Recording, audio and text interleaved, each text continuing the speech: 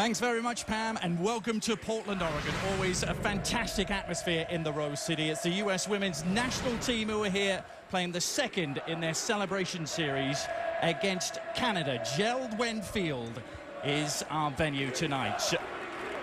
As we welcome you into the commentary booth, Adrian Healy with Judy Foudy alongside. It's amazing to think, Julie, isn't it? Just 2 short months ago, the U.S. in that heartbreaking defeat to Japan in the final, and these games against Canada seem to have a dual purpose, don't they? To celebrate what was achieved, but also to look forward to the next challenge. Yeah, and thankfully for the team, they don't have much time to look back on that loss because Olympic qualifiers are right around the corner, 4 months away in January. So the most pressing issue right now for Coach Pia Sundhage of the United States is getting her 2 stars healthy. Hope Solo in goal for the United States, 1 year out exactly from major shoulder surgery, and she's coming back from that. And then, of course, Abby Wambach, who has had this repeating heel problem, and she said recently that heel really was bothering her at the World Cup.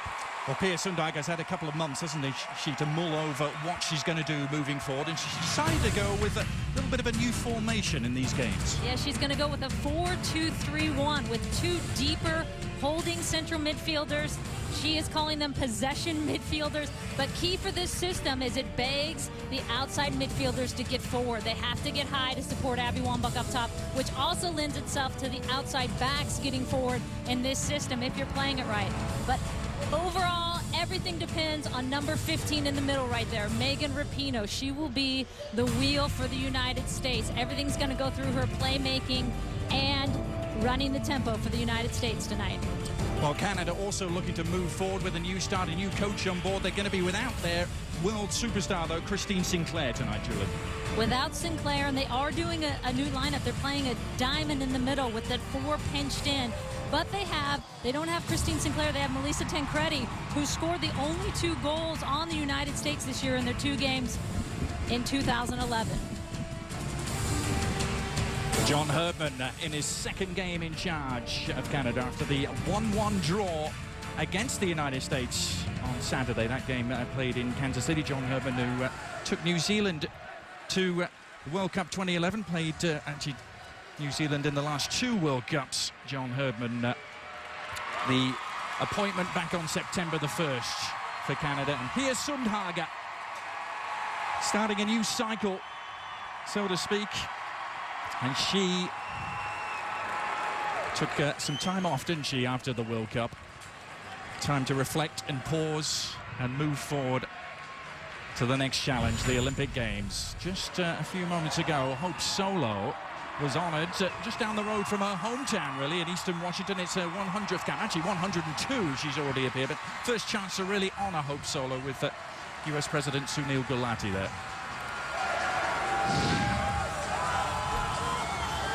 So all set for the 2nd game in this celebration series. The United States in their dark jerseys going from left to right here in Jeld Field, the 2nd of 2 games in recently opened MLS stadiums for the US women's team.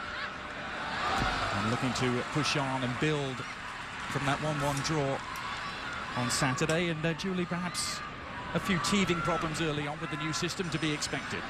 Oh, yeah, and Pia Sundhage has talked about that it's going to take some time, but the players are willing to embrace it, and it's good for them. They needed a little bit of change.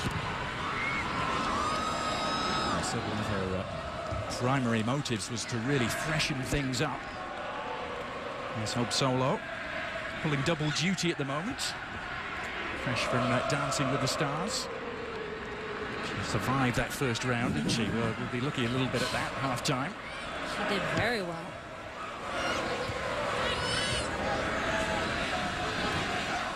Rachel Buehler tidying things up at the back. Let's take a look at who is primed to perform tonight, fueled by Gatorade.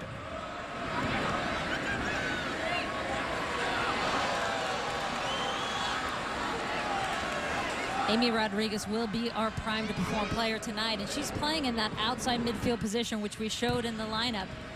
Really important that she gets forward, she attacks. This system almost should line up like a 4-3-3 if you're playing it right, with 3 forwards. Heather O'Reilly on one side, Amy Rodriguez on the other, and Abby Wambach in the middle.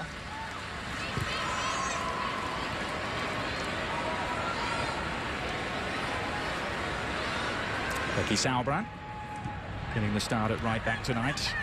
Pass picked off. This is Kaylin Kyle. Canada looking to make their own fresh start. We thought the World Cup was painful for the United States. How painful was it for Canada? 3 and out. They were home before the postcards. And there were such expectations for them going in as the number 6 ranked team. Hope Solo first to come out ahead of Brianne Wilkinson. Cap number 103 for her. Abby Wambach's flick on. And Abby Wambach in particular, Julie, is a player who's really looking forward to this new system bedding in. Do you think she's going to get more service? She likes the idea of getting more midfielders in there, but the key right there, and that's a good sign for the United States, is you had Heather O'Reilly and Amy Rodriguez both running off of her, getting high. That is always the challenge. Germany played it very well in the World Cup this summer.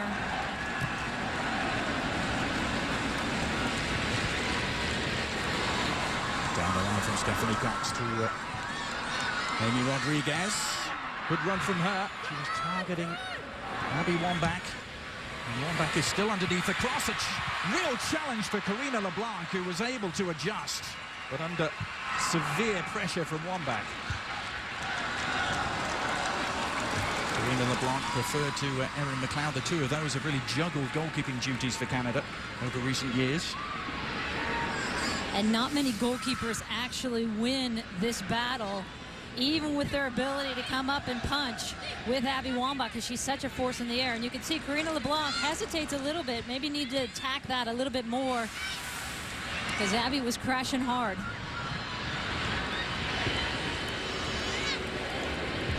Abby Wambach scored in the last 5 consecutive games for the United States, the last 4 games at the World Cup.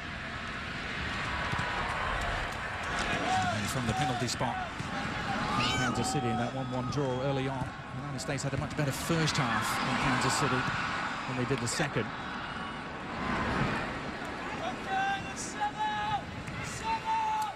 It's John Herdman just going out of your picture. Taking over from Carolina Marachi. That's the Canada head coach. He had to be delighted with what he saw from his team. He'd really only been with them for a few days prior to that 1-1 draw in Kansas. Now he's had a few more days to work with them. Nothing like a week on the job and then you get the United States. For more on John Herdman, let's join the 3rd member of our broadcast crew. That's Monica Gonzalez. Thanks. In just 7 days with his new team, John Herdman is bringing back the physical Canadian mentality of old. In the Women's World Cup, we saw Canadian play technical. They tried to pass through their midfield, but that didn't really seem to fit the personality of their team too well, and it didn't give them the results that they wanted. So with Herdman at the helm, look for a Canadian team that presses more and plays more direct soccer. Thanks, Monica. Yeah, Canada almost moved to a more skillful, artful passing game. Tried to, didn't they, under Carolina Marachi? Didn't quite work out for them. This is the Rapinoe.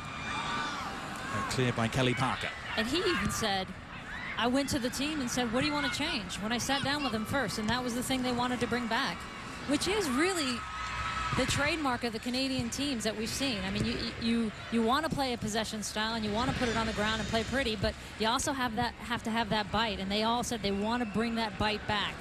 They're not going to switch it all the way back to going to a blunt hammer, but let's have a combination of both in there, which I think is a good move for Canada.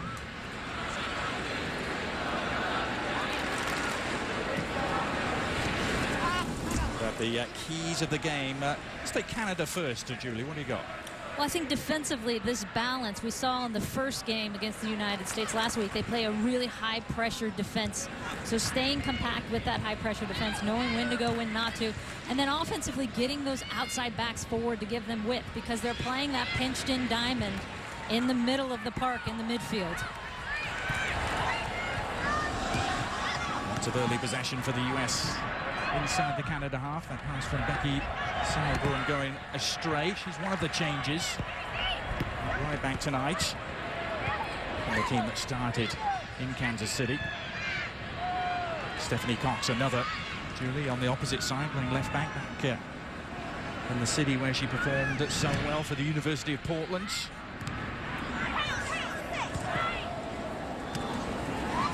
Megan Rapinoe falling into that category too. The two of them part of the University of Portland side that won the 2005 NCAA championship. What about the USA tonight, Julie? They're keys to the game for you. Well, I think defensively putting pressure on Canada's back line and making it uncomfortable for them to set play, and then offensively getting numbers forward, as we talked about, to help with Abby Wambach. Here's a good example of it right there. You're seeing numbers in the box. In that first time against Canada with that 4-2-3-1 system, not a lot of numbers in the box getting forward.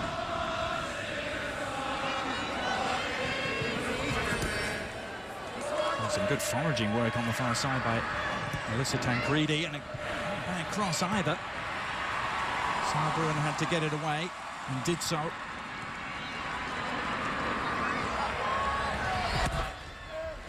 Vaughan with the quick touch from Amy Rodriguez and picked up by O'Reilly. Megan Rapinoe, she's going to be asked to really pull the strings. That central midfield role just behind Abby Wambach. It's Kaylin Kyle in the picture, actually from Saskatoon in Saskatchewan, self-described prairie girl. One of the rising stars of Canadian women's football, only 22.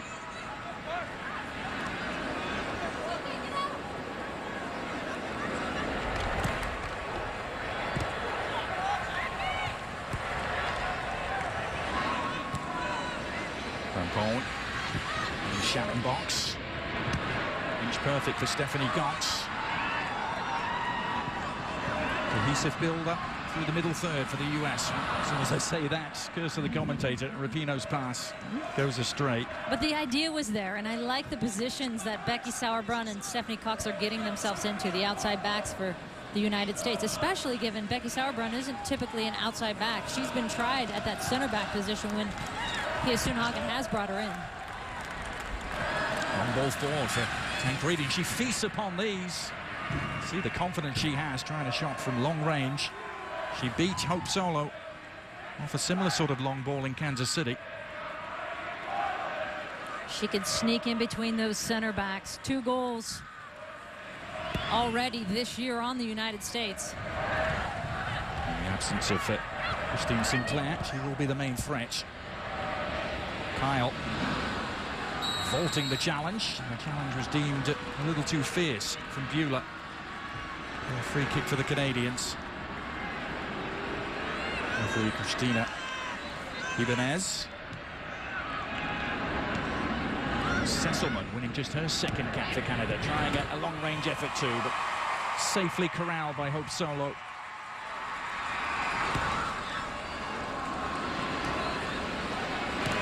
Another big crowd here at Jeld Field. Self-styled soccer city. We were here last night for a terrific MLS game. The Portland Timbers and San Jose. What a stadium and crowd. Timbers Army is impressive. They had an open practice here, the United States, did they? Wednesday, middle of the day, and the place was absolutely heaving.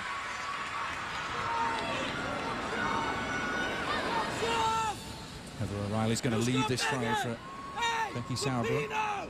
Only one game for her in Germany. That was the semi-final as O'Reilly whips in the cross. Karina LeBlanc dealing with it. You could hear John Herdman. We know he's got a voice, screaming to get Rapinoe. The coach for Canada, wanting them marked up tightly on her.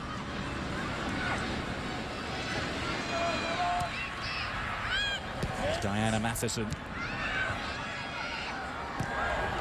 Stray pass from her, but it might fall conveniently for Kelly Parker. There was a seam there. Christina Julian was waiting.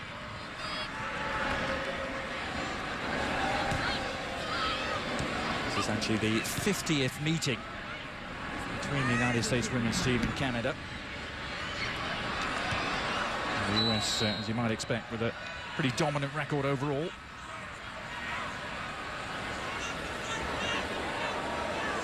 5 of the last 7 games, though, have been pretty narrow affairs. Just 1-goal wins for the US, and then that draw on Saturday. The gap has definitely been closed, and that was really, there's so much expectations going into the World Cup, as we discussed, just for Canada. 6th in the world, they've never been that high, and then to finish as they did last in the World Cup, especially being hosts of this next World Cup in 2015. As you saw, the last time Canada actually beat the United States, though, back in March of 2001. That was a game at the Algarve Cup, which was actually Hope Solo's 3rd cap. Amazingly, it took Hope Solo 5 games to win a game for the United States.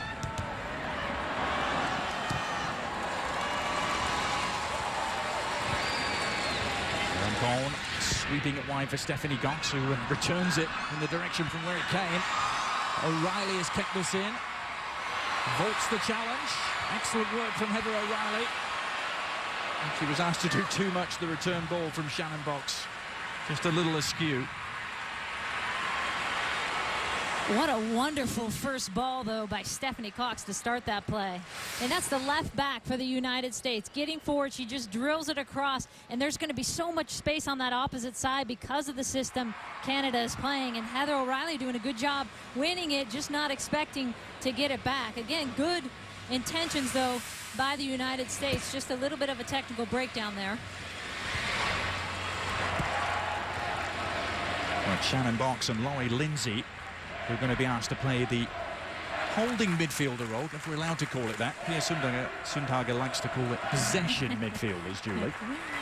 Yes, do not call it holding, Adrian. You have to put a quarter in the bucket every time you do. But that was after Lauren Cheney and Carly Lloyd had played that role on Saturday. Yeah. And I think that's part of the shift of this system, is trying to figure out how you get all these players on the field. I mean, we don't even have Lauren Cheney or Carly Lloyd on the field. I think Lauren Cheney will be perfect in that hold. Headed away by Sesselman.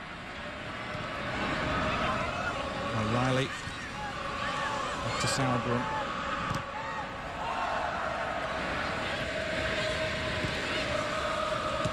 And I think the outside back position will be another position Pia Sundhage is looking at in these next 4 months. You're seeing 2 new ones out there right now. One back. Trying to tee it up. And delightfully. And now Canada looking to hit on the break. This is Julian.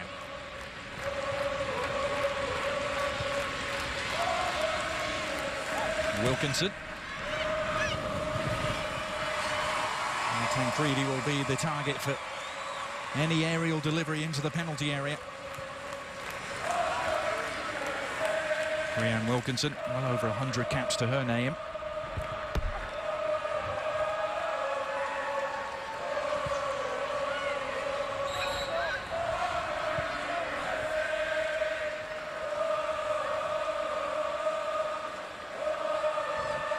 Well, nowhere does singing in the United States quite like Portland, Julie. I love it. I love the energy here. That game last night, the MLS game, Wednesday night, and then again tonight on a Thursday night. 2 just packed houses, going crazy. Wonderful job here they've done in Portland with this venue and the franchise, the MLS franchise. Wouldn't it be great to have a women's team here, Adrian? Yeah, can you work on that, Julie? This is Rapinoe. On to Abby Wambach. Oh, and a good save from LeBlanc. Amy Rodriguez was wide open. Her shot was on target, but couldn't beat LeBlanc, who palmed it aside. A wonderful save by Karina LeBlanc. And you see Abby with a great first touch, sees Amy Rodriguez wide open, and Amy actually hits that quite well. Just a very good save by LeBlanc from point blank. Great reaction save. Second quarter of the game, and Abby Wambach flinging herself full length to get on the end of it. Couldn't keep her header down. And here's the beauty of this system, though, is you have such an interchange of positions up top. And here's your outside midfielder coming in centrally. When it's working and you get numbers flying, you can see she hits it, she stays, keeps it down. That's so easy to fly over the crossbar. Good save again by Karina LeBlanc.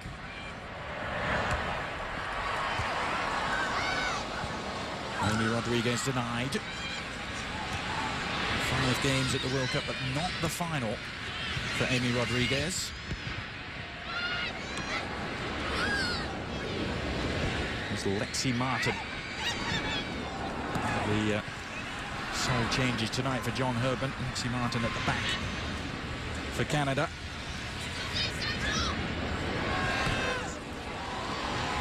Stephanie Cox involved in a duel and a tussle out on the far side.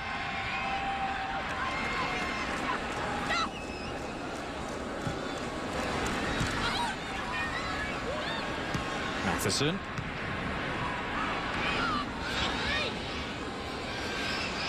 Now Rapinoe. Quickly for Laurie Lindsay, who sweeps it on in fine style to O'Reilly.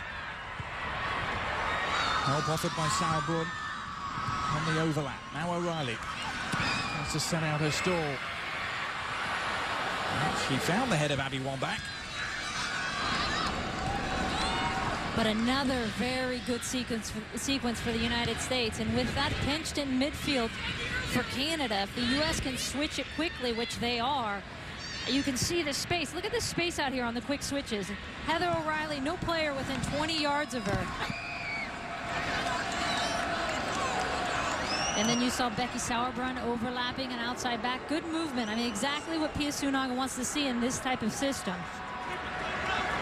Well, Julie, they started to move towards a more possession-oriented game, didn't they, during the World Cup? The sort of game you saw played by Japan and France, perhaps.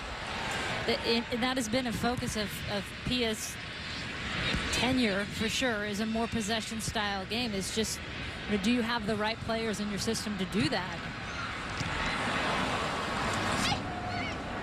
So interesting to hear Pia talk about a desire to keep things fresh, changing things up, asking the players to come back and play the same system. She thought may have got a little stale.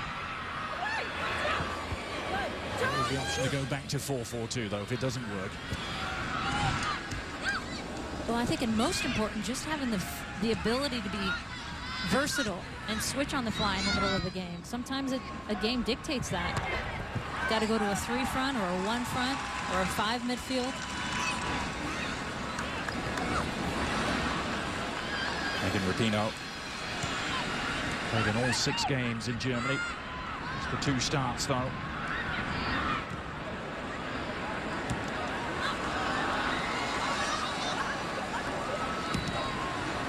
Rodriguez hunting it down. Cleared by Lexi Martin.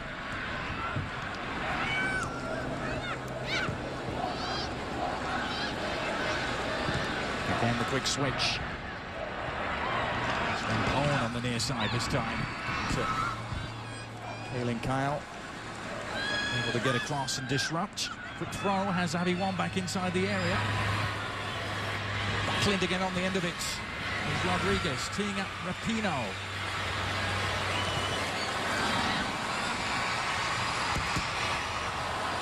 Another excellent attack by the United States. Just looking to make that vital incision. They have to settle for the corner.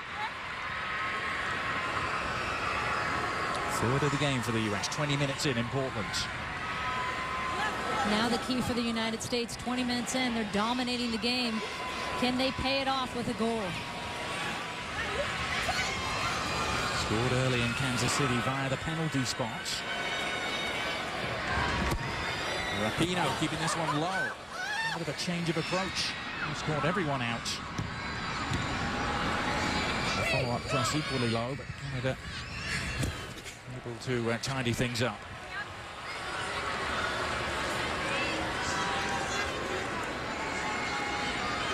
ESPN2's coverage of the Barclays Premier League continues Saturday morning. Manchester City taking on Everton. It's going to be a really good one. Barclays Premier League presented by FIFA Soccer 12, 7:30 a.m. Eastern on ESPN2 and online, ESPN3.com.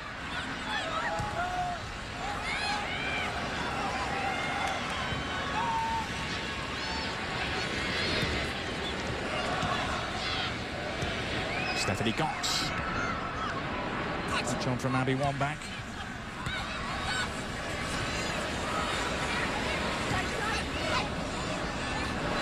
Riley makes herself available. Well, Cox just drew the challenge from Leanne Wilkinson. It was a good one. Canada having to defend quite furiously. Here comes the cross. Flicked away by Sasselman. The United States swarming around the Canadian penalty area at the moment. Again, Canada hold firm. That was Sophie Schmidt bringing the vital toe end in. Another former University of Portland player, Sophie Schmidt. They're all over the place. They're swarming out here, Portland players. She wasn't sure what sort of reception she was going to get here tonight.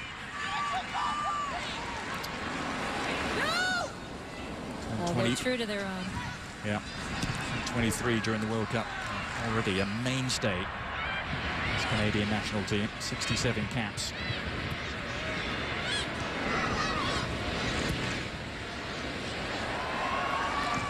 There's Kaylin Kyle giving chase, but should be routine for Sarah Bruin. There was a really heavy collision, so the two of them got there at the same time.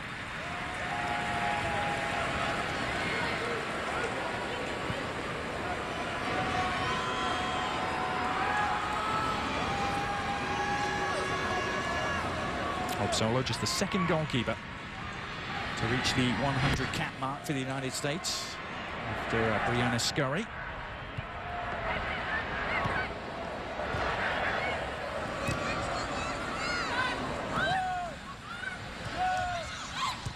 Sesselman. Interesting story, Lauren Sesselman, isn't she? She's at the age of 28, just broken into the Canadian national team. She was number 16 in the bottom of the picture. She just became a Canadian citizen last year. She's a dual citizen, actually. Grew up in Green Bay. And that is the type of outside back John Herdman is trying to bring into this team, because she is a forward by trade that he converted to an outside back, which I think is a smart move. Aquino. Done many times by the United States. Brandi Chastain, Joy Fawcett. Well, she ended the game on Saturday, didn't she, playing up front, and actually had a glorious chance to win the game for Canada. That's her pass. And the game nowadays dictates that you have to have backs that can play both sides of the ball. Rodriguez.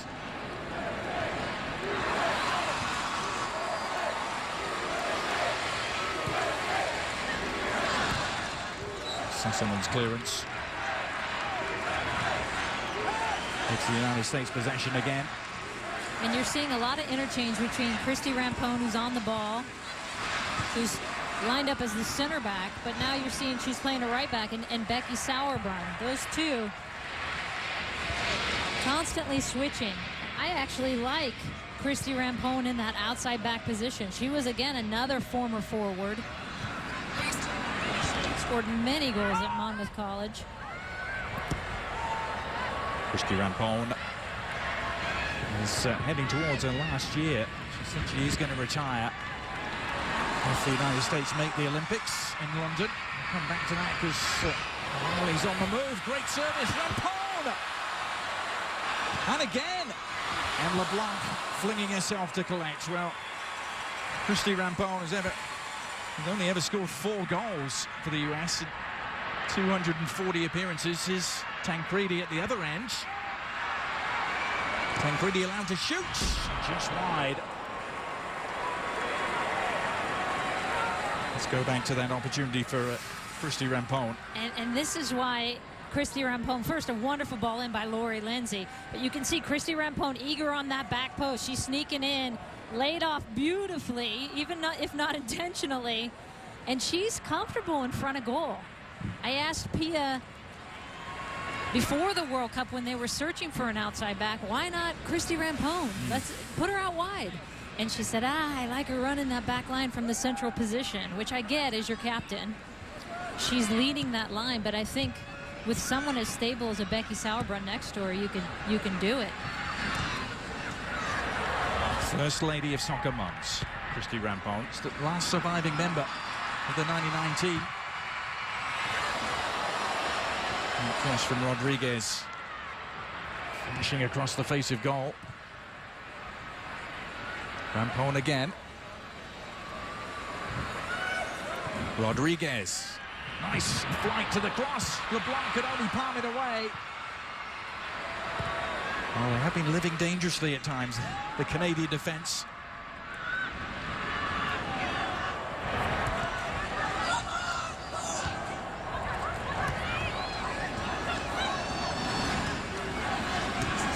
No reward yet.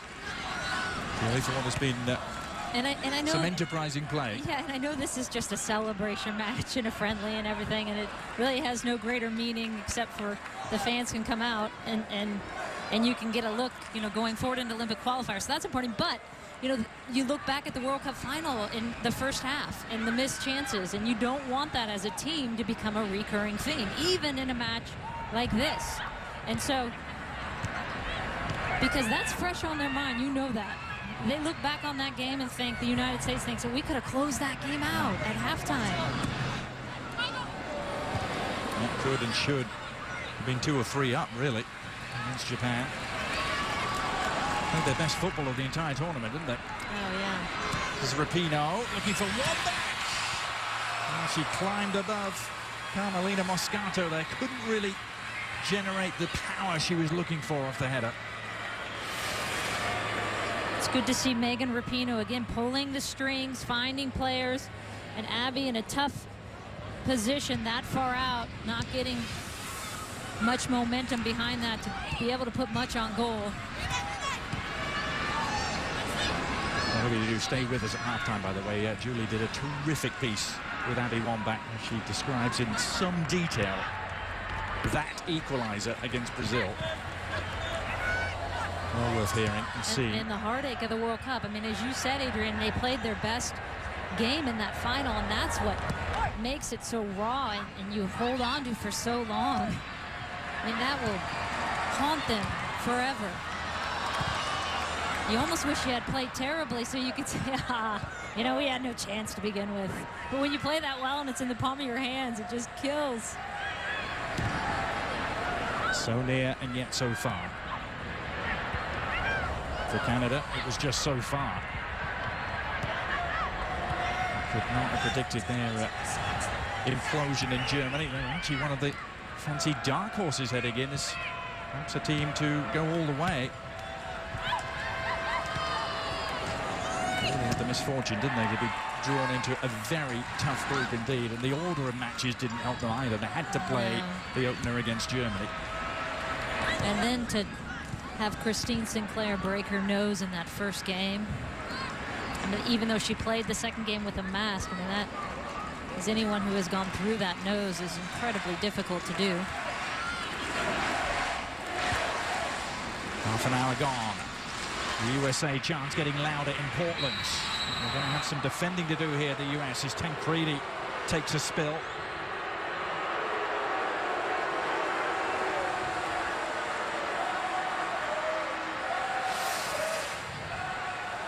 Rachel Bueller coming across. Just gets her a little bit late there. Good call by the referee. These are the free kicks you hate to give up as a team, though, with the momentum the U.S. has right now. They're really dictating the pace of the game. These are the ones that catch you against the run of play. And you can see Tancredi on that back post. She will be their main target for Canada. Is there a test in the offing for Hope Solo? The first cross is dealt with. And no damage done at all.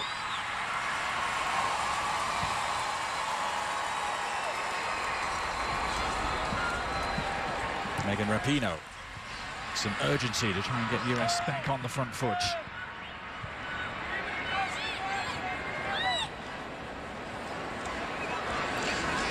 Well, the next discernible target for the United States, Julie, Olympic qualifying, which begins in mid-January.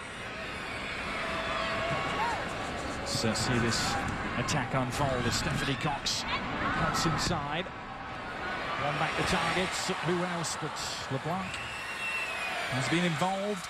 She's been active.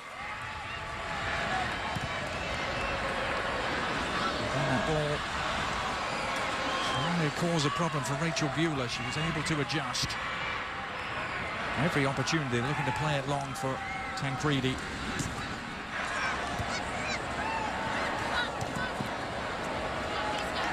Interesting, is it? We're seeing two teams trying to, in a way, change their philosophies from what they were playing just a couple of months ago.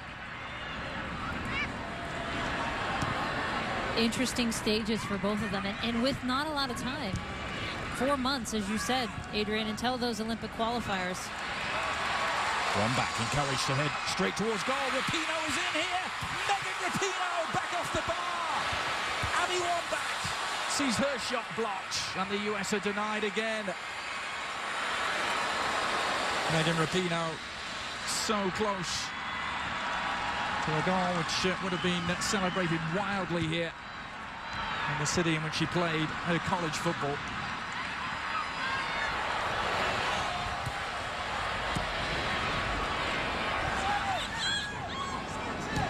Well, they're getting closer, Julie.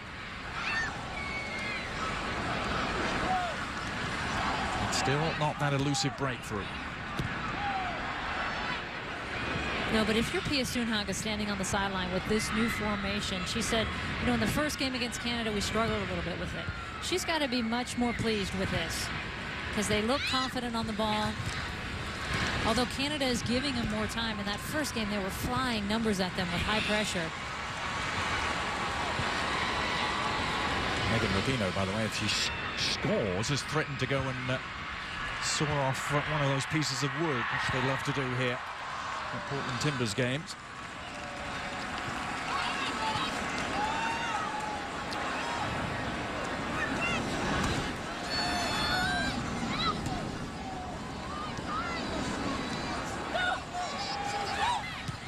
Sophie Schmidt, just a little bit behind Christina Julian.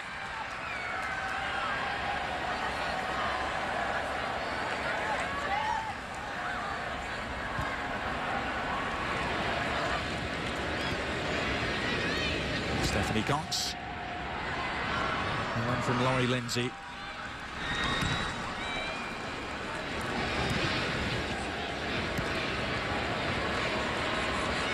Shannon Box had to be a full stretch there to get in ahead of Kelly Parker.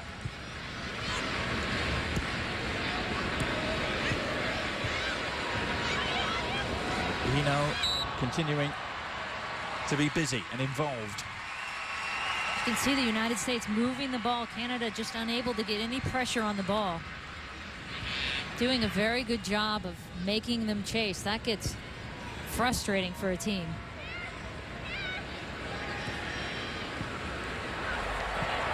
Cohn. Neat and tidy for Sauerbrunn. And Lindsay. And that was picked off by Kaylin Kyle.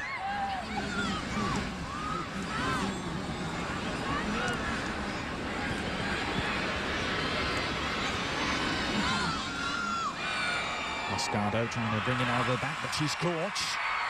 And now Rodriguez. Running into traffic, though.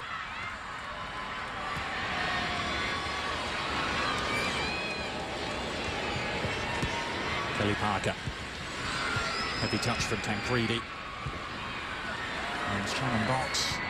Kelly Parker with another full-blooded challenge. Those two have really been competing for those loose 50-50 balls. And I think Shannon Box has come off the worst in this collision.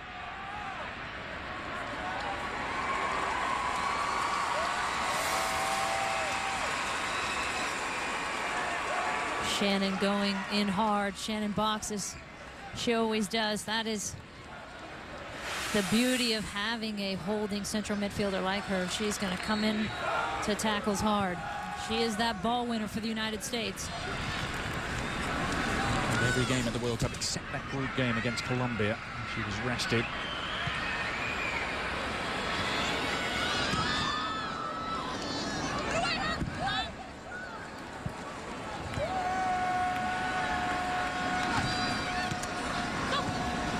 Lindsay. Cohn, 4th all-time on the US list of caps winners.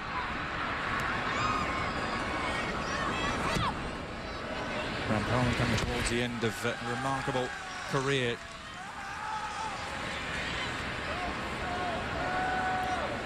ESPN2's coverage of MLS continuing Thursday night, by the way, with a big Eastern Conference matchup as the Philadelphia Union host DC United. MLS presented by Adidas on ESPN2 and ESPN3.com. Thursday, 8 p.m. Eastern.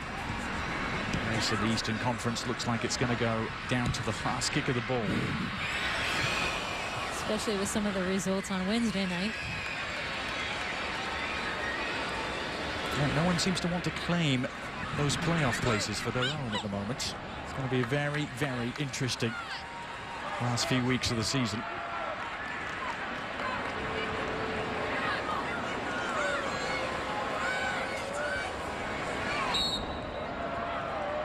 Well, it's handball given against A-Rod.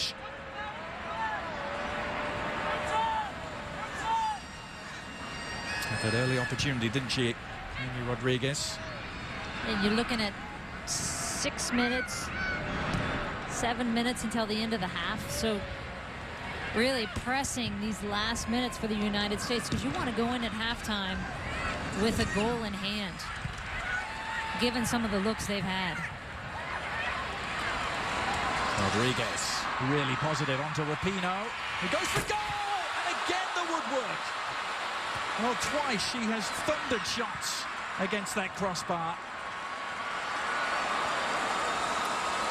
Well, is it going to be her night in Portland? And these are like flashbacks to that World Cup final. I mean, how many posts and crossbars then as well? Stakes are much different tonight, though. But still, you can see the frustration with Megan Rapinoe. She wants one tonight here in Portland.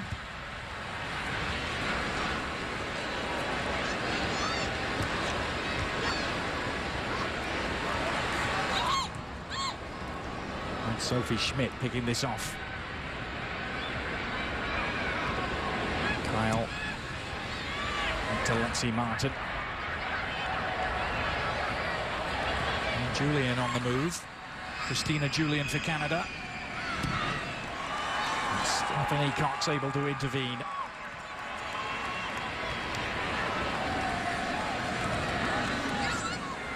Carolina Moscata, one of those Canadian players who plays in Sweden. With Pitea, Tancredi is actually a club teammate. Let's go back to those Rapinoe chances, Julie. And here was the earlier one. Abby drawing 4 defenders. Megan Rapinoe in, just unable to finish it. And here she is with a lot of space and decides from out wide. She's going to take a look. You can see Karina LeBlanc off her line a little bit. She looks up. What a great effort. I think the crossbar is still rattling from that second effort. It's the one goal at the Women's World Cup, but a never to be forgotten contribution for the biggest goal of all. Abby Wambach's header in the dying seconds against Brazil. That left-footed cross in that Brazil game. When I saw her after that, she said, you know, I don't even use my left foot. I've never even hit a ball like that in my life with my left foot. I don't know what came over me.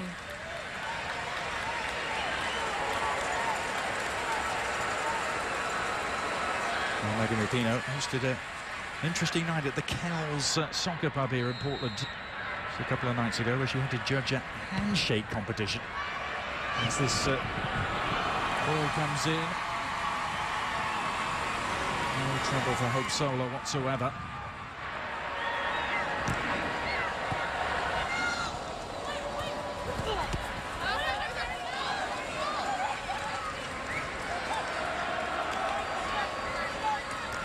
Last few minutes of the first half here in Portland. Adrian Healy and Julie Foudy here to see the second and final game in this celebration series. The United States will be wondering how they're not in front. They still have time to get in front before the break. Abby Wambach to that end, driving into the area, but Martin in her way.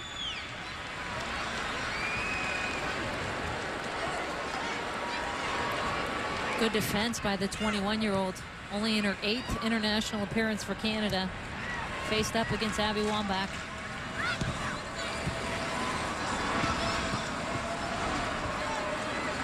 Wambach's feat of scoring in the quarterfinal, the semi-final, and the final of the Women's World Cup was unique.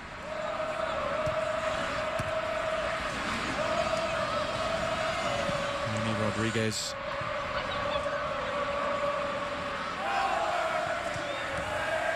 Kaylin Kyle.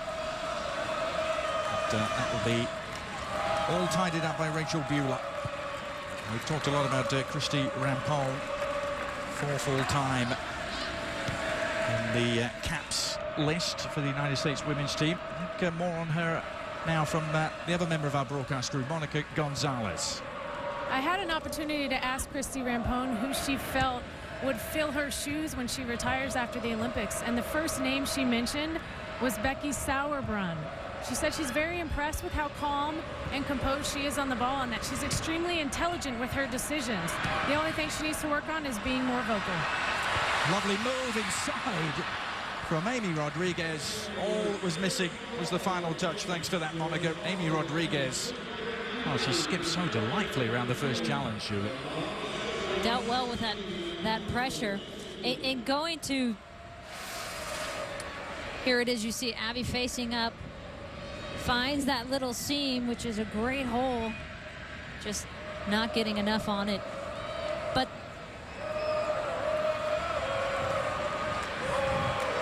to Monica's point, with Sauerbrunn, she is incredibly composed on the ball, which is why a lot of people are saying she's ready. You know, she's ready to get in there. And now you see the versatility, playing center back, playing outside back. Yep, just her 14th appearance tonight. So quite a remarkable appearance streak going in the WPS. She played every minute of the first 2 seasons in the WPS, and that streak was still going and was only broken by the World Cup this summer.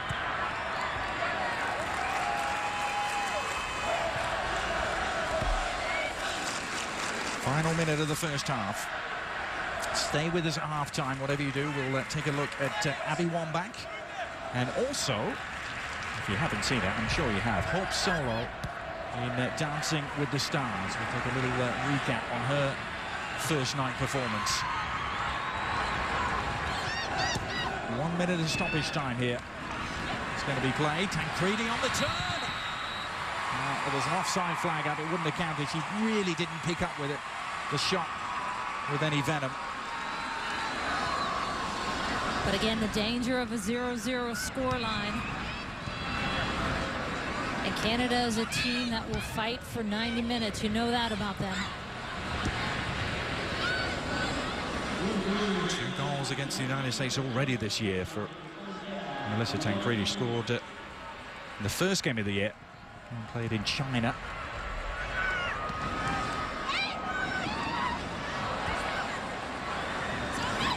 I think you'll see a lot of changes for the United States at halftime as well, because Pia has said she wants to obviously use these games to give everyone a look.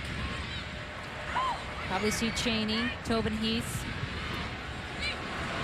Heather Mitz. Yep, she said all 21 players called in would get some sort of action over the 2 games. Same 21 players who went to Germany. Kelly O'Hara, I bet, as well. Rapinoe, is there going to be one more opportunity? The cross is going to have to come in late from that same side of the pitch. Not being allowed to get the cross in. Still going though, Rapinoe. What about that for persistence? Well, it looked to be a hopeless task. She was penned in, had 3 Canadian defenders all over her. And she is raising her game here in front of many fans who know her so well. She's got the chance to send in one last corner. And I love the urgency, knowing she wants to get one before the half. Great service to Sharon Box. Well, that has been the story of the first half for the United States, which comes to an end now. So near and yet so far. It's the story of the summer, wasn't it? The first 45 minutes here against Canada, no different, Julie. And here is that final look. Good ball played in. Canada doesn't clear it. And Shannon Box just sitting there when that apple drops to her. And sometimes you're thinking, well, how did I get so lucky here? Puts it over. But again, the United States just unable to convert. Should be 2 or 3 up going into halftime. Hope Solo not really tested in the first half. She was certainly tested on Monday night. Dancing with the Stars. We'll recap that when we return at halftime. Also a great piece with Abby Wambach, not to be missed.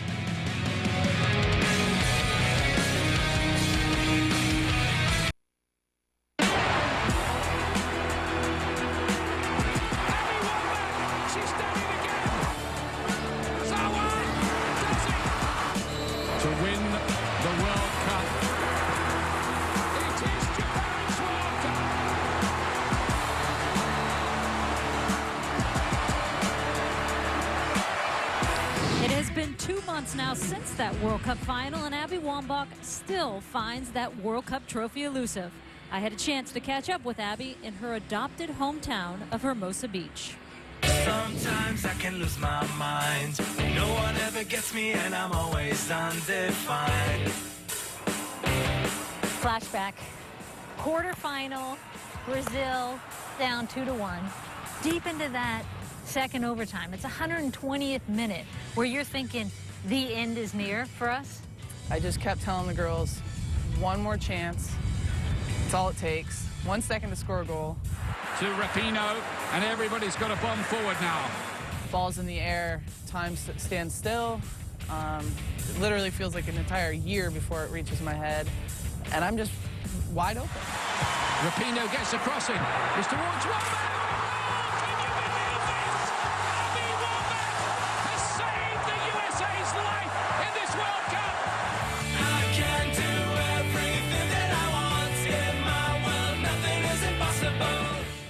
I just kept on smiling, telling a few of the girls, like, isn't this amazingly fun? Like, this is what sports are all about. Yes! Brilliant save from Solo. Brilliant save. And the USA are into the last 4. I can't tell you how many grown men told me they were weeping and pounding the floor.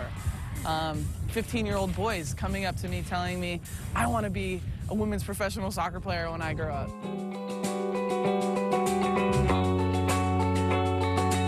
People think that the Brazil game was the final. And, you know, that's nice. I don't have the heart to tell them.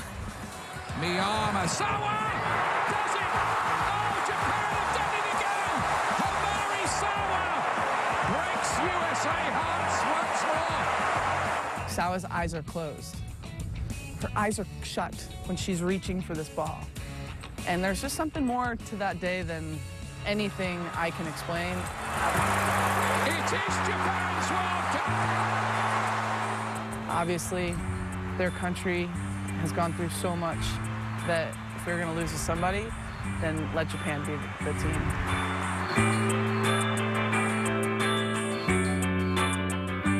When we talked before the World Cup, you said, I would do anything, because I have never won a World Cup. I've won 2 Olympics. I have yet to win a World Cup. Does that still weigh on you? Yeah, yeah, especially because I'm getting older. My body's not getting any younger, and I mean, I might have to play in 2015 if I'm healthy, because I didn't fulfill a goal that's been a lifelong dream for me. It's halftime here in Portland on a gorgeous September night. And coming up, we'll recap Hope Solo's debut on Dancing with the Stars, maybe even giving our own scores on her performance, just in case you missed it.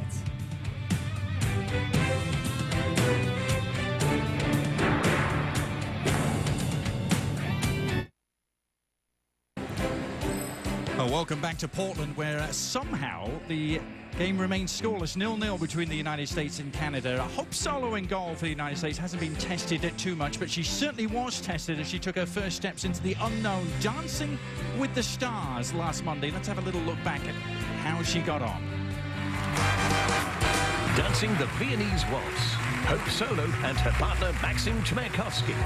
Satellite in my eyes, like a diamond in the sky. How I wonder, satellite. I laugh about this weatherman, satellite eyes.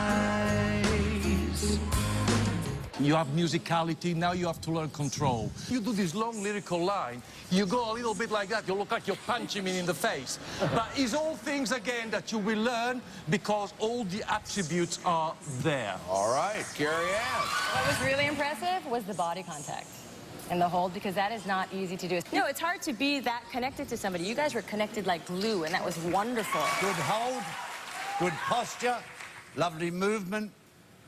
Rotation was all there. It's got to get a little bit more fluidity and a little bit more softness and a little bit more feminine in your movement. This goes out to all the female athletes out there, including my team who's out in Portland right now. Will the judges please reveal their scores? Carrie Ann Inaba. 7. Len Goodman. 7. Bruno Tognoli. 7. 21 out of 30. The next couple who is safe is Hope and Max.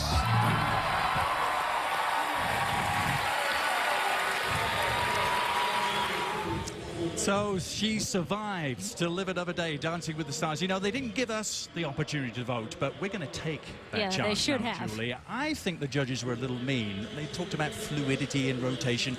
I think she deserved a little more. What'd you give? I'm going to give her an 8. Bruno, the an snowman, 8, huh? The snowman for Hope. She Really? She did great. Can you beat that? I can beat You can? that. I am going to give her an 11 That's your favorite number, because isn't I it? like that number. It used to be the number on the back of your shirt, didn't it? And because, Adrian, let me break it down for you. Thanks for asking me to do that. Because look at this. Any female athlete that wears heels that size and does this type of dance with that type of arch should get an extra point. That's a bonus point. Now let's count the spins. 2, 3, 4, 5, 6, 7. And if you do that at home, I don't suggest you do it. You collapse on the floor. 7 spins. She comes out of that very gracefully. And I don't know if you know this, Adrian, but in the Viennese waltz, you have to stay very close together. That's something that's very important. I've learned in my ballroom dancing experience. Look at that. That's grace right there. In heels. That's an 11. Now I see your point, Julie. I really feel I've learned something as well. The Viennese waltz, broken down by Julie Fowdy. You've broken down offside traps before, defensive formations, never the Viennese waltz. We're going to start television breaking down history some here at crossbars next. Goalless between the USA and Canada. Second half coming up.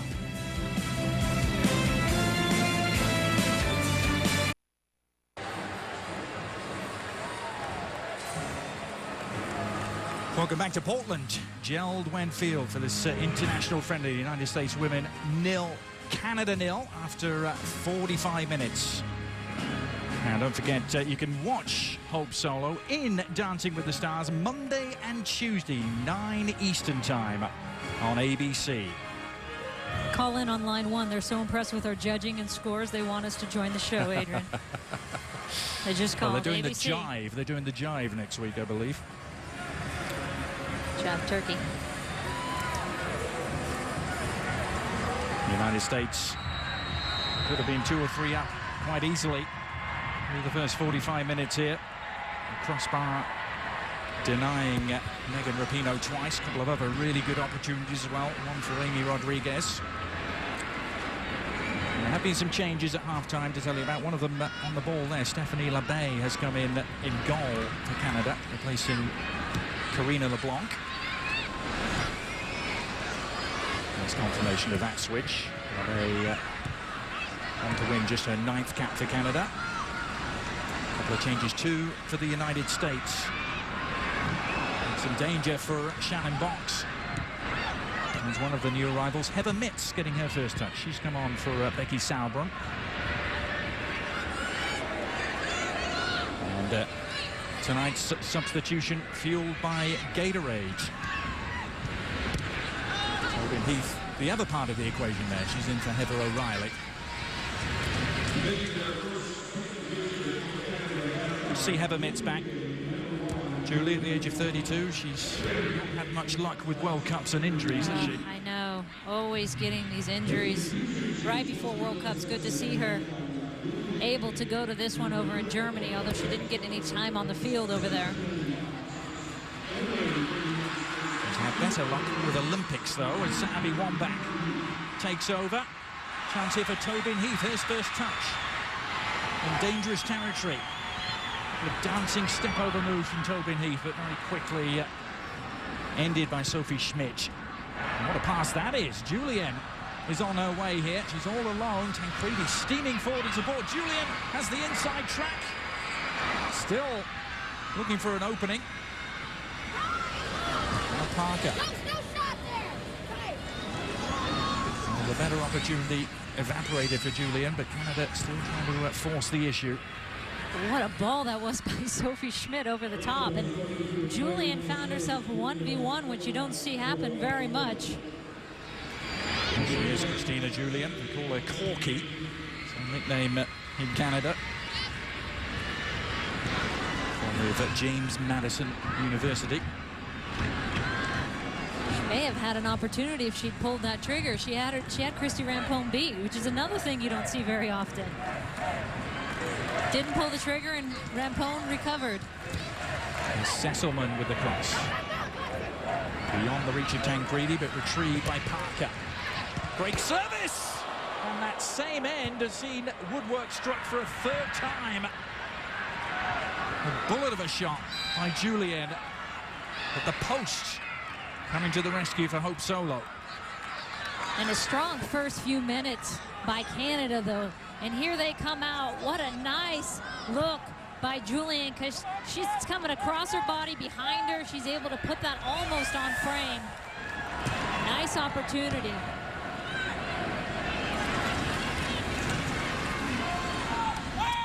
Schmidt with a long clearance. So somehow this game has stayed scoreless. John Herdman doesn't know how. He saw his side get a 1-1 draw against the United States, remember, on Saturday at Livestrong Park in Kansas City. The US women's team coming to 2 new MLS venues for the first time this season. It's part of this celebration tour.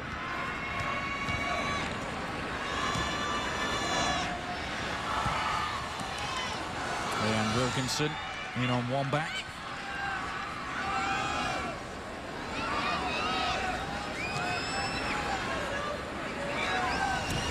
Stephanie Cox.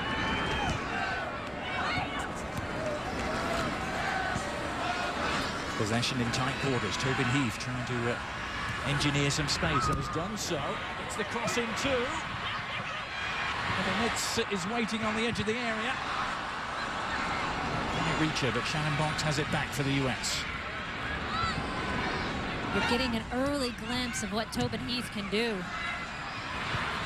Oh, a chance here for Rapinoe. She can settle and shoots. And a couple of deflections, taking the sting out of the shot, and that will be a gift for LaBaye. Abby Wambach telling her she should have played it out wide. Tobin Heath overlapping around her. And Tobin Heath is one of those incredibly technically gifted players who loves to take on the outside. The problem is she's had a slew of injuries and illnesses over the last 2 years, and we haven't seen her at her full potential. Ankle surgery in 2010 kept her out of almost the entire WPS season. Nice to see her healthy again and gaining confidence. 4 substitute appearances at the World Cup. She was the youngest member of the 2008 Olympic squad, wasn't she, Tobin Heath? And it's the Olympics that the US have in mind next, their next big challenge. Remember, Olympic qualifying beginning January the 19th. The whole tournament we played just up the road from here, really, in Vancouver at BC Place over 10 days in January. Top 2 teams from CONCACAF will get to go to London next summer. And before I get your thoughts on that, Julie, there's going to be a significant substitution here because Hope Solo is going to depart, having received officially her 100th cap tonight in front of her fans in the Northwest. And She's going to make way for a goalkeeper winning just her second cap. Well, let's listen to the reception Hope Solo gets.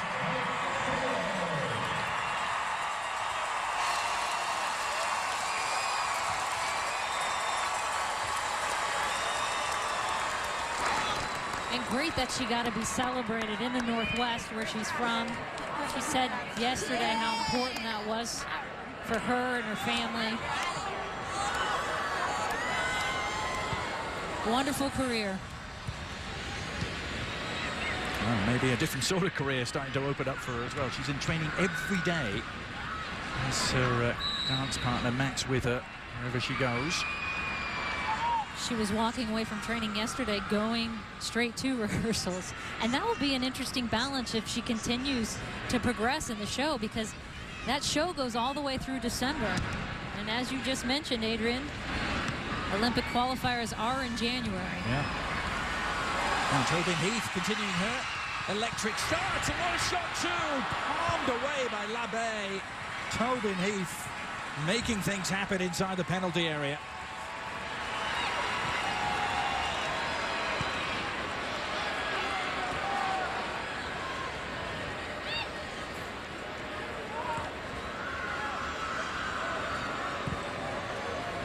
Long ball forward for Canada. Tancredi is going to get there too. Suddenly it was 3 against 3. Tancredi's pass wasn't the best, but she picks up the pieces. Now Kelly Parker.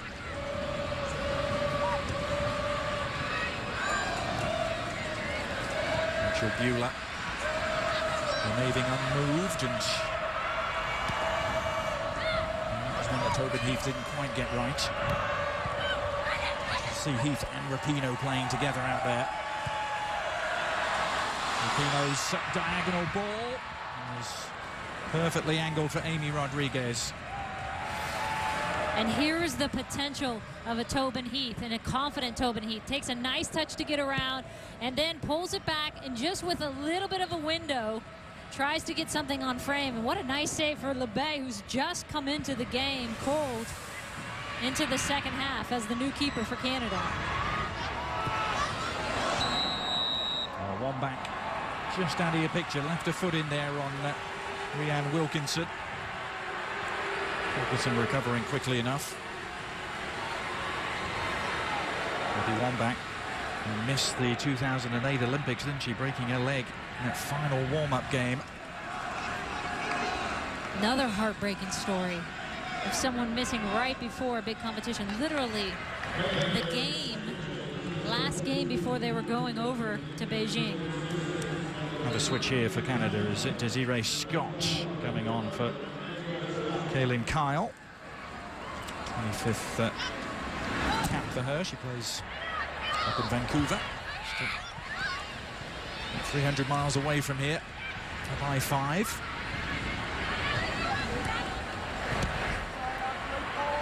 Matheson, good looking delivery, and the bounce. Well, the bounce was awkward. It ends up in the arms of Jill Loyden. Good night for Jill Loyden, who was born in Boston, grew up in New Jersey. Just her second cap. Her first was against China a year ago.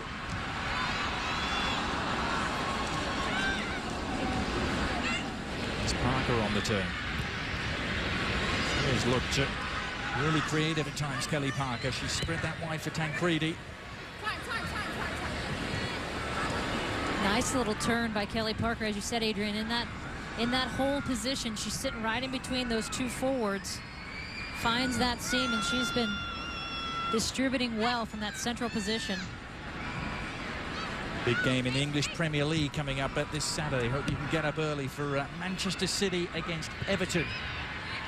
Barclays Premier League presented by FIFA Soccer 12, 7:30 a.m. Eastern on ESPN2 and ESPN3.com. You can join Ian Dark and Steve McManaman. Manchester City for a great start in the English Premier League, but dropping points for the first time last weekend. John Herdman, incidentally, the new coach of Canada, is a big Newcastle United fan, I hear, Julie. And here we thought he was a Sunderland fan. Yep. He's going to give him a big hug. That's what my in-laws are. He was a former Sunderland youth coach before he moved to New Zealand, Herdman. Does not. I'm Newcastle. Now, Rodriguez, but she's offside. I've seen the offside flag come up too many times tonight.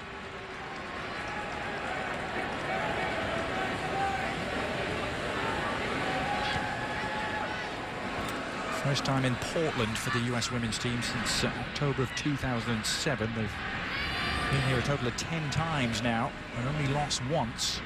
I'm sure it was a game you'd rather not be reminded about, Julie. Semi-final in 2003 here.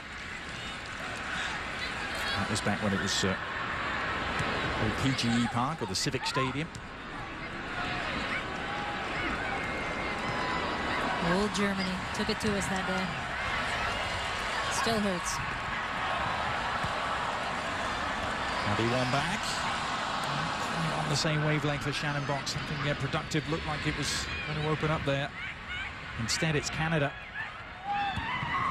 And Tancredi, little touched on header, no problems for Lloyden. And you can see this game opening up, though. Canada getting confident, getting some better looks in front of goal, and more importantly, more possession on the ball.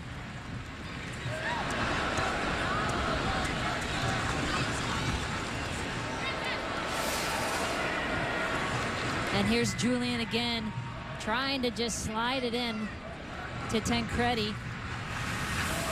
Another very good ball. Probably just needed to flick it a little higher. Could have got something on because Jill Lloyden was off her line.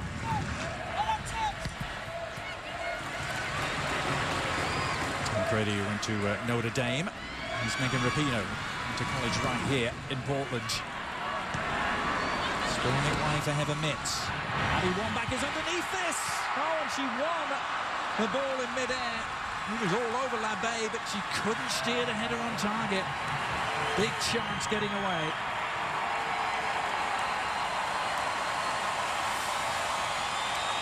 And what a presence Abby Wambach is in front of goal. She just has this laser approach to a ball. Doesn't matter what's in her way.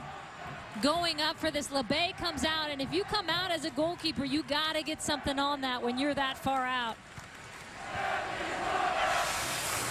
Abby Wambach will want that one back because she knows she had an open look there.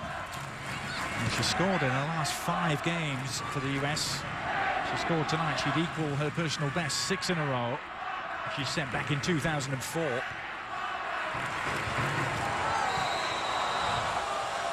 Very similar to that Brazil goal she scored that we've all seen in the 122nd minute, where the keeper comes out like that, obstructs your view a little bit. And in the Brazil game, she was just locked in. That was going back of the net the whole time. You have to wonder whether she's going to go 90 minutes. She didn't the other night. She came off for Alex Morgan. There's going to be a couple of changes happening now. Lauren Cheney is going to come in. She's going to replace Laurie Lindsay. We're also going to see Kelly O'Hara coming on for Rodriguez.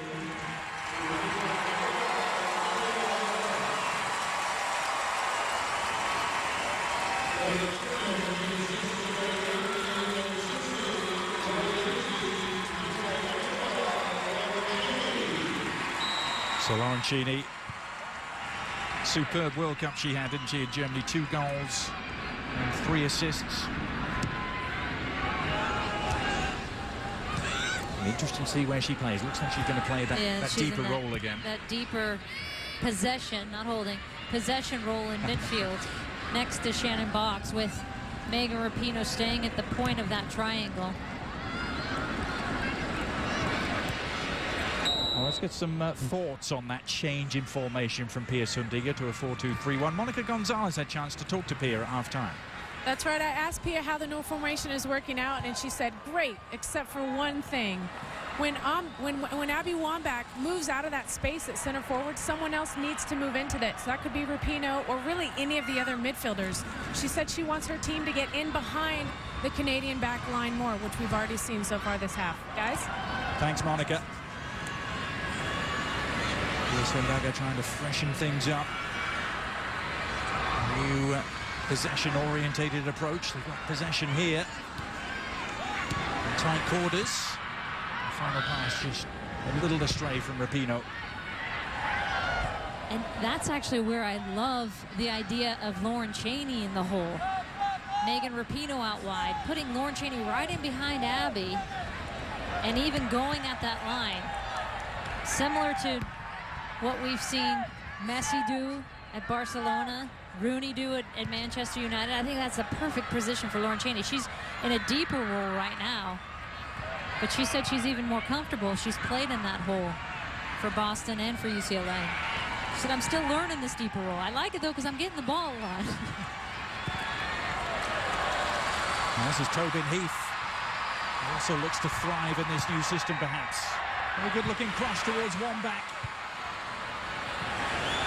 Rapinoe trying to settle. Edge of the area.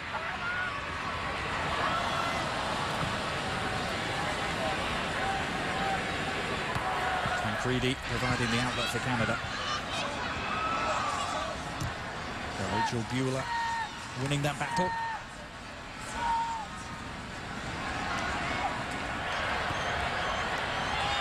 Martini.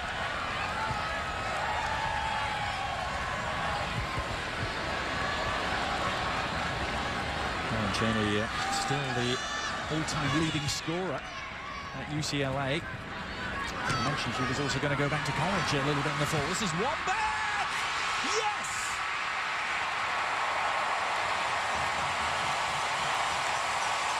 One more for Wambach. The Abbey Road leads to goal. 6 games in a row for her now. She matches her all-time best.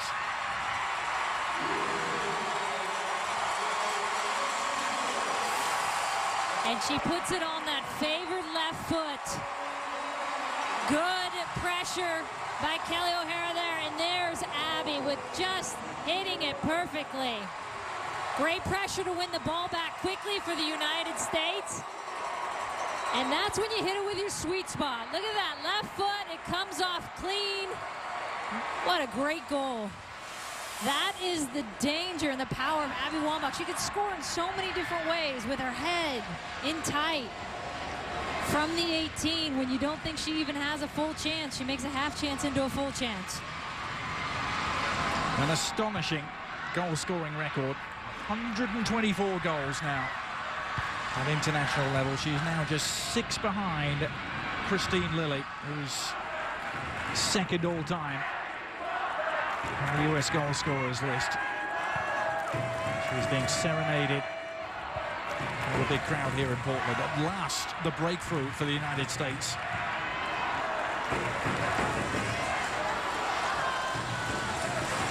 Wambach on the move again and going for it on the near post. And Labbe had to react smartly. And why not? Why not take a look? Especially if you're hitting them that well with your left foot.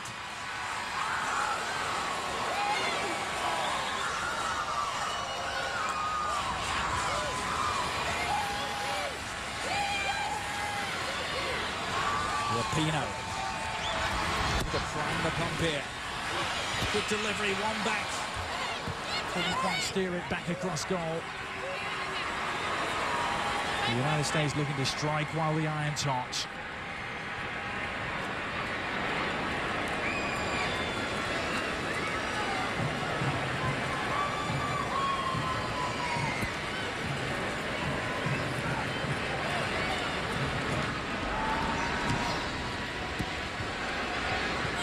Really interesting to hear your half-time piece with Abby Wambach, Julie.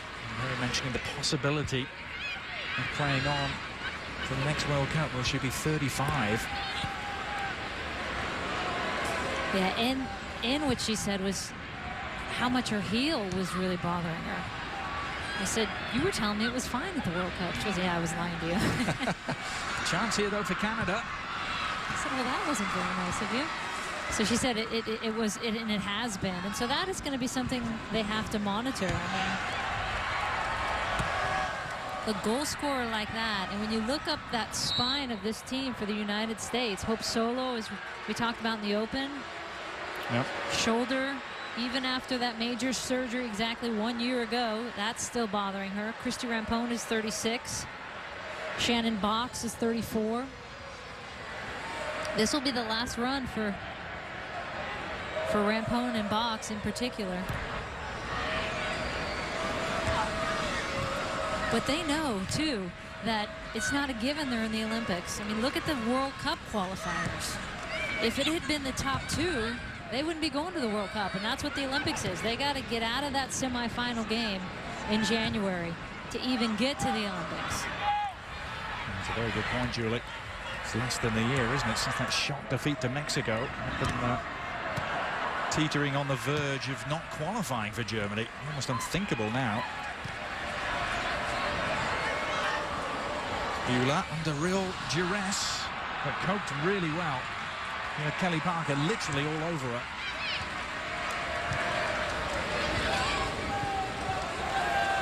It's about the midway point of the second half in Portland. Abby Wambach's thundering shot, the difference between the two teams. Ironic, isn't it? They've had so many opportunities inside the penalty area tonight. And then it was the long-range blockbuster that did the trick.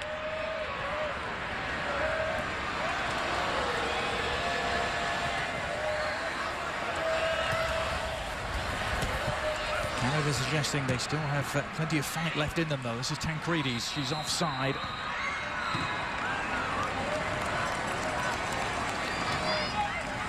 Remember, this Canada side without their all-time leading scorer and their inspiration, Christy Sinclair, who was given these 2 games off. She wasn't the only member of the Canadian national team to take a break, but the break was sorely needed, wasn't it?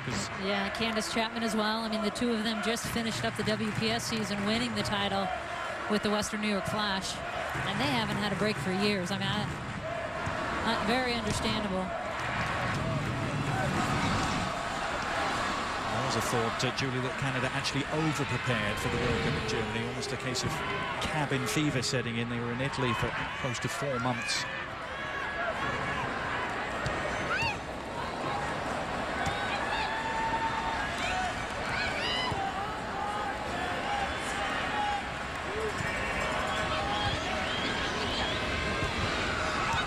Mitz and Box trying to combine. Kelly O'Hara involved on the far side. The Herman Trophy winner from Stanford in 2009. And Cheney into O'Hara. The cross is in towards Wambach. It's 2. Abby doubles up. And the United States are in the comfort zone.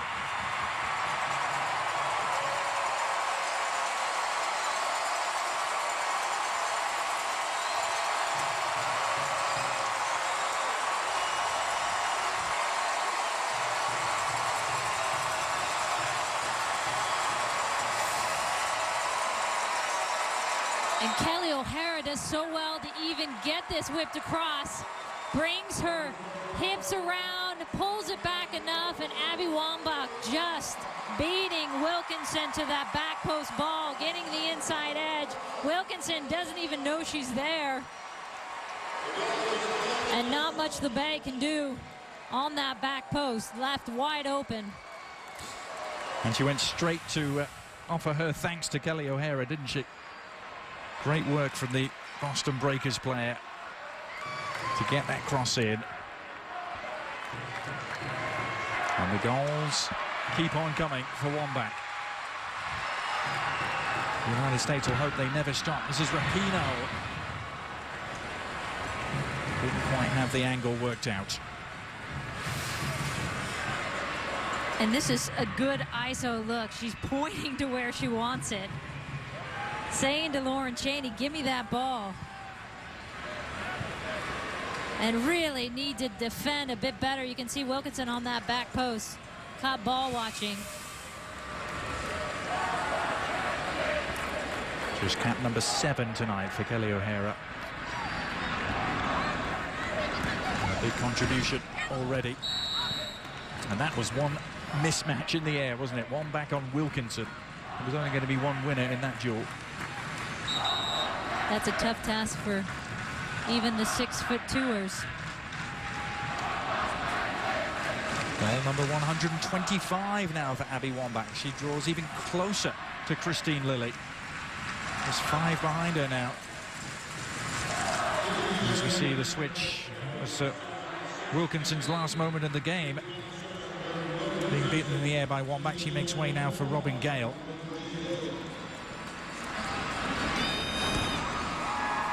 ESPN2's coverage of Major League Soccer continuing on Thursday night. A big Eastern Conference matchup with the Philadelphia Union against DC United. MLS presented by Adidas on ESPN2 and ESPN3.com. Thursday, 8 p.m. Eastern. Hope you can join us for that.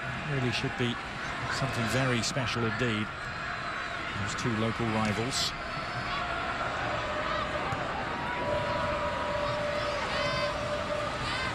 We talked about the Timbers Army last night. I got a lot of tweets from the Sons of Ben. Well, the Sons of Ben can match them in the volume department, that's for sure. This is Sophie Schmidt trying to turn up the noise here for Canada, but delivering a shot too high. I think there's plenty of fans just up north from here in Seattle that would be sending you their messages too. It's all a sign of how healthy the game is, though, in the country. The supporters groups coming together.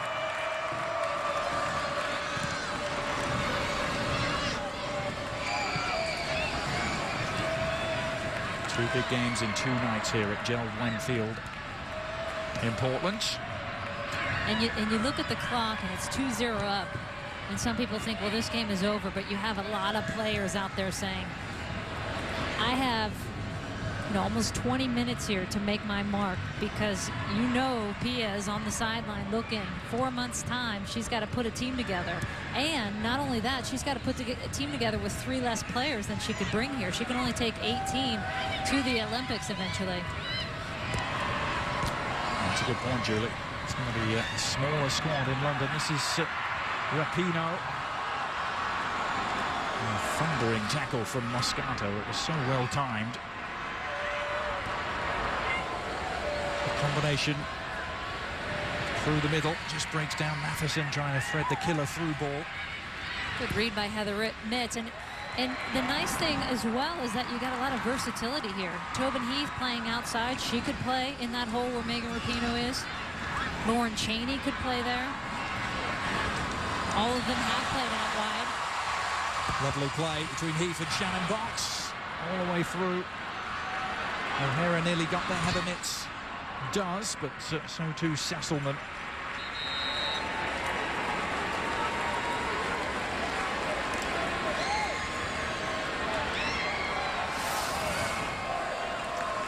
Here's another look at it on the other side. Again, Tobin Heath, little flare. I love that. Shannon Box. There's your possession midfielder getting wide. Good to see. She's not just holding in central midfield, coming all the way forward. Coming all the way forward, Julie, literally. Carnage in the penalty area is what Tobin Heath has provided.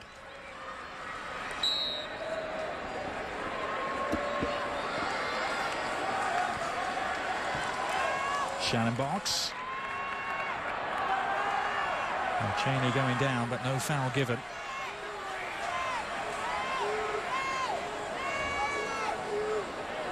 One from Julienne to Tancredi. This is Diana Matheson. Royden had started to come for that. Rachel Bueller took command. She needed to.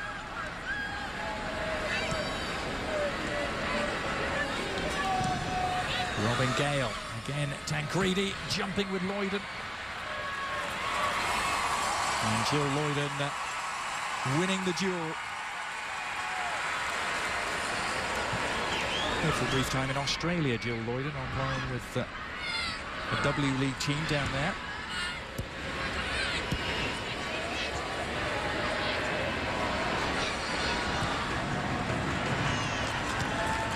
We haven't seen Alex Morgan yet, have we, for the United States? I don't think we're going to have to wait that much longer.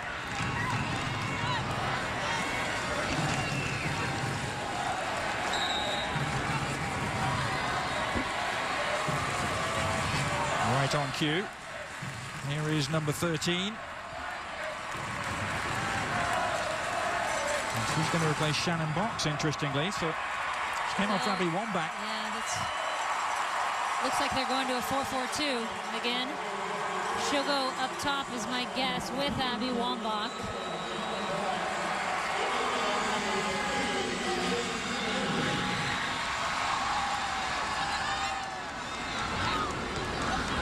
Good work from Tobin Heath.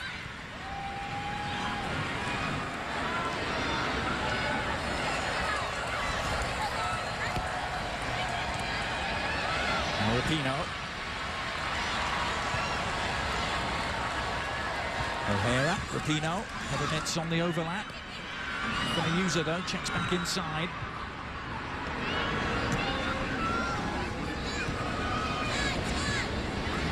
United States encamped in Canadian territory, looking for the knockout punch.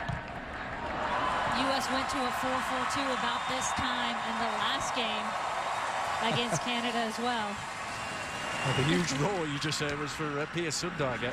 Displaying that she still got it. She does. Trapped it beautifully.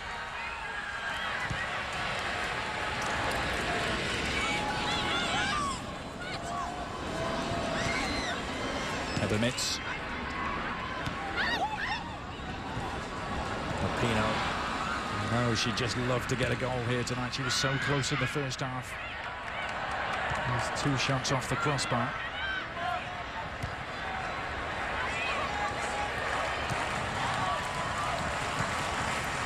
You mentioned the road ahead for the United States, Julie. January the 19th is when Olympic qualifying will start in Vancouver.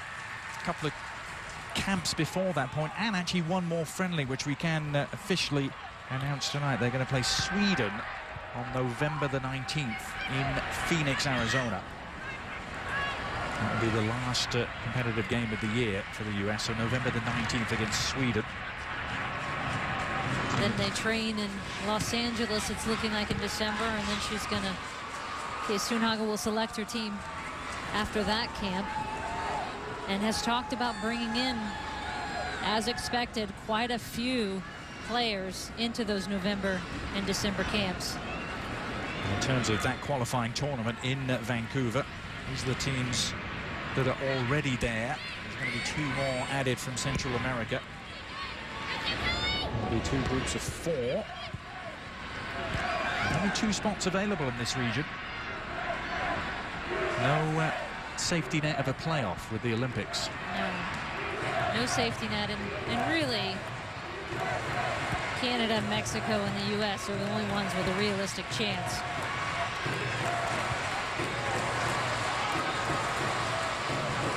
Canada building towards the same end. And the U.S. shouldn't have a problem, but you just never know. I mean, look at the Mexico results last fall for the World Cup qualifiers. That was an absolute stunner. Out of nowhere, it seemed.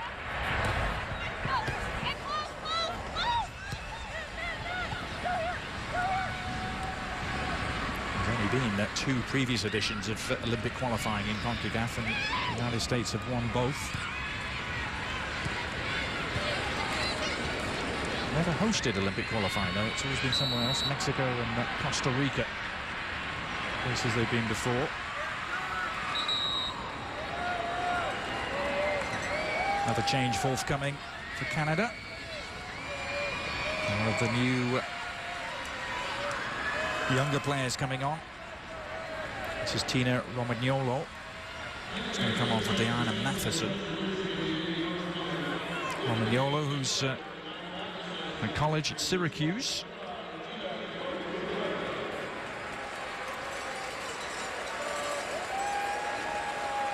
Getting her very first international appearance. Nice crowd to get it in front of. Nice game. And both parents originally from Italy. Born in Scarborough, Ontario.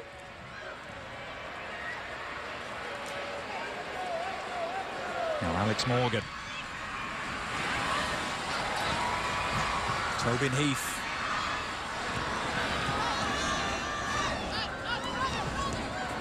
He's sticking with it. A chance for Stephanie Cox to get the cross in, but too close to Labbe.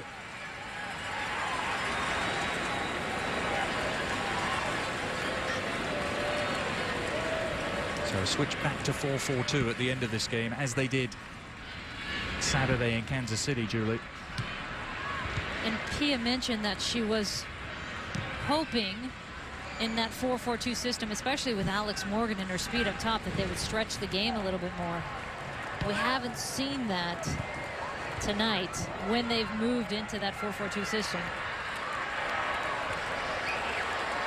There's Romagnolo. Good cross from her.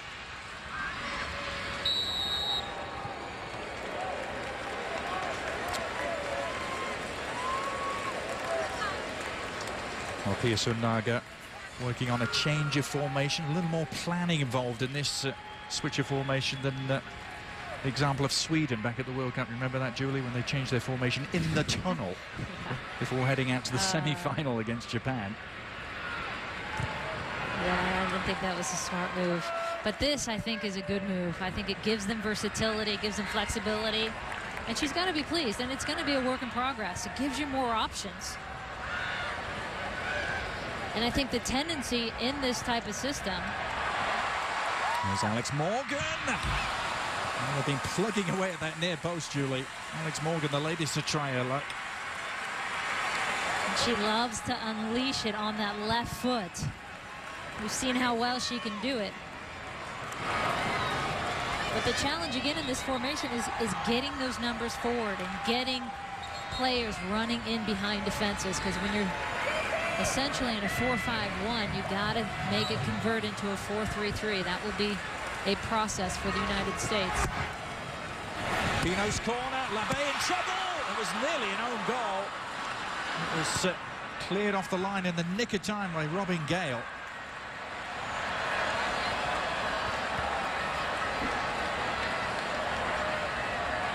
Robin Gale, formerly at the University of North Carolina, saving Canada.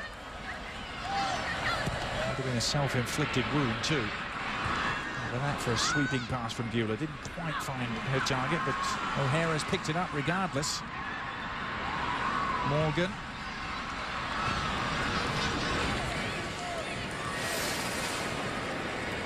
Here's the corner kick again, and so tough when you have a player right in front of you.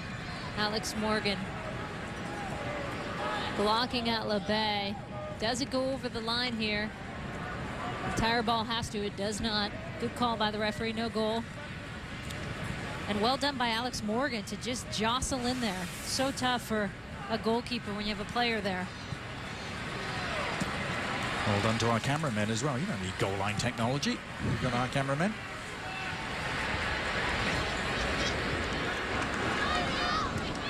This is Melanie Booth. Desiree Scott.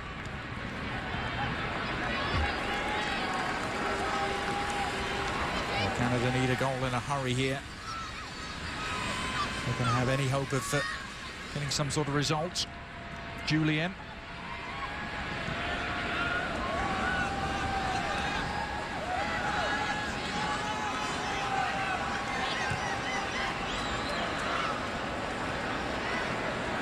There will be positives, and plenty of them, for Canada to take out of the game, Julie, if they're going to end up on the wrong end of the scoreline. John Herdman will certainly have some pluses to talk about.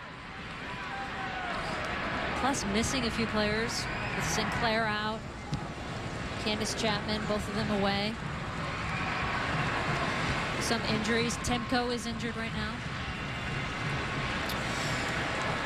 Well, let's have a look at our all-state good hands save of the game. Go back to the first half for this one. Karina LeBlanc. And this was early. Wonderful reaction save by Karina LeBlanc. Amy Rodriguez wide open in the middle there. Does well to keep it low. LeBlanc keeping her team in the game. The U.S. had some good early looks. Yeah, that was the first big chance of the game, wasn't it?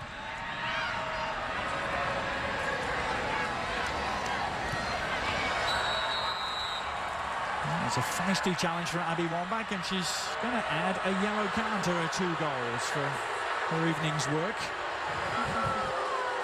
I think that may be for persistent infringement. 2 or 3 times she's gone in like that.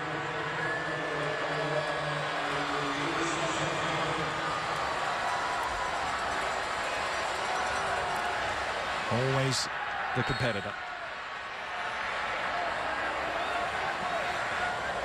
Hard to dial it down for a friendly. Which is what we love. No such thing as a friendly, Adrian. It's a lovely touch from Wambach. Going back to the football.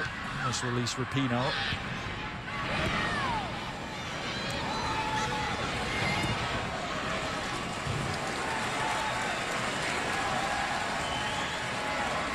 Can this Abby Wambach and Alex Morgan combination work together? A lot of watchers of the United States women's team have wondered whether Wambach and Morgan could operate as a strike partnership full-time, Julie. And I like that you have this nice balance of Abby, of course, being more the target type player, Alex Morgan with the speed up top, like an Amy Rodriguez brought. And on top of that, she scores clutch goals. I mean, look at some of the goals she scored for the United States. What a year she's had. This year is on the ball. The goal to get them into the World Cup in Italy in the playoffs. Great goal against France in the semifinal to put that game away. Yep. The goal, of course, in the final against Japan. Which looked like it was going to win it. 7 shots for Abby Wambach tonight for the Mongol. She had to be patient. Didn't look like the goal was going to come, but then 2 of them came within 7 minutes. One with the head, one with the foot. And her opposite number, so to speak, for Canada is giving way here. Melissa Tancredi allows Diamond Simpson to come on. 18-year-old. I mean, just her 3rd cap tonight for Canada. And it's worth noting that John Herdman didn't even get a pick this roster. That's right. He was brought on just a few days before that first game. And Tobin Heath left Robin Gale on the floor there. Yeah, went back for more. Gale managed to get the tackle in. Yeah, roster pre-picked, wasn't it, by the Canadian Federation. John Herdman had planned over 3 days before the first game in Kansas City to work with them. They will have the Pan American Games coming up in Mexico in mid-October as their next challenge. So they'll have competitive football before the qualifying process for the Olympics begins in January. The United States will not. Says Rapinoe. Cheney back to Rapinoe. Is this the moment? Not quite. I thought Cheney was going to take it there. Because Cheney can take him from 30 yards out and put him in the upper corner. Fakes like she's going to take it, puts it back to Rapinoe. Possibly a little bit optimistic from that distance.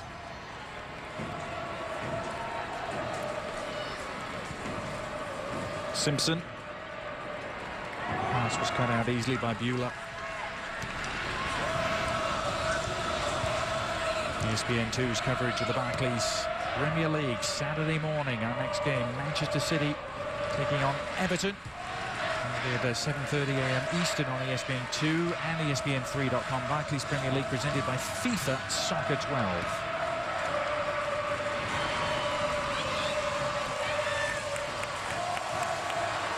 There's Rapinoe surging forward, allowed to go a long way. Morgan, on it goes. O'Hara, similar sort of spot. Can she deliver the same sort of cross? Falls for Mitz. Oh, Heather Mitz, side footage. and bringing a smart save out of Labay. Nix has only ever scored twice for the US and not since 2004. Look at that grin. That would have been so great if she put that one in.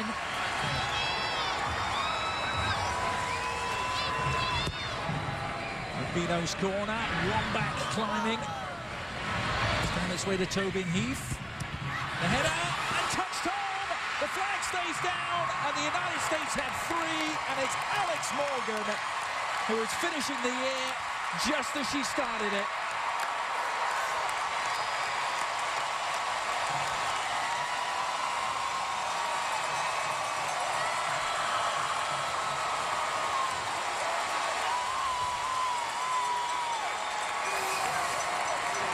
And Alex Morgan has this wonderful ability to put herself in the right spot at the right time. And she's just lingering in there, as all great goal scorers do. Staying in the middle of it and is ready. She makes it look easy, but she's a real sixth sense for getting in there in the mix. What a year it's been for Morgan. It's her 10th international goal. It proved to be the final kick of the game, and the United States surging to a 3-goal victory in the end here at Portland. Hope Solo played her part in the first half, made way early in the second half, when the game was still very much in the balance, Julie. And I think the United States has to be pleased, given that they haven't had time together, they haven't worked on this new formation. They all admitted they were a bit rusty from the last 2 months of taking a break, finishing out WPS season. So good things to build on in this 6-week break, and then you regroup in November and December and literally turn that page and think Olympic qualifiers not too far away.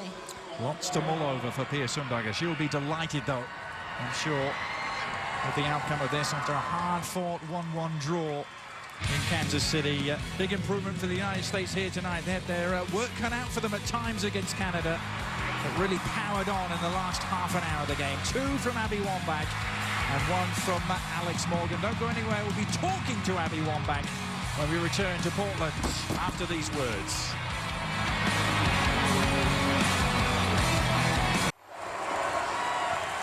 The United States beating Canada 3-0 here in Portland. 2 goals for Abby Wambach, who's standing by with Monica Gonzalez. Abby, 2 goals tonight, but a lot of offense, a lot of opportunities were created for you as well. How much of that is due to the new formation? I think a lot of it, you know, obviously amazing crowd, amazing atmosphere. We wanted to give something for the fans to cheer about, and I think we gave that to them tonight. So I couldn't be more pleased with us getting those goals in the second half. You've talked about some injuries that you've been nursing. What's it going to take for you to be 100% for Olympic qualifying? Just some rest. You know, I think the next 6 weeks we're going to all take off and get some treatment from our doctors. Rest is the biggest thing, but, you know, I don't know if it's ever going to get better, so comfortable with the pain, I guess. Thank you so much. Congratulations. Thanks a lot. Back to you, Adrian. Thanks so much, Monica. Has the page finally been turned on the World Cup adventure from this summer, Julie? This was a big step in the right direction to turning that page. I don't know if you can ever fully turn that page, but at least, and thankfully, you have Olympics to focus on with them being so close. That helps tremendously take the pain away a little bit. So the United States ending the celebration series on the right note and thanking the crowd here in Portland.